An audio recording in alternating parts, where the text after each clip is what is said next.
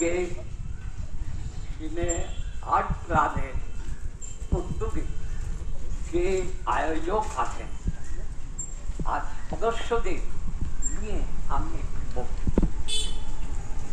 তারা এই আয়োজন করেছেন তাদের সবাইকে আমি অশেষ ধন্যবাদ দিচ্ছি। তার কারণ এত বড় একটা শিল্পী, শুধু শিল্পী নয়, নাট্যকার, অভিনেতা আর মানুষের মনে দাগ লাগা অভিনেতা।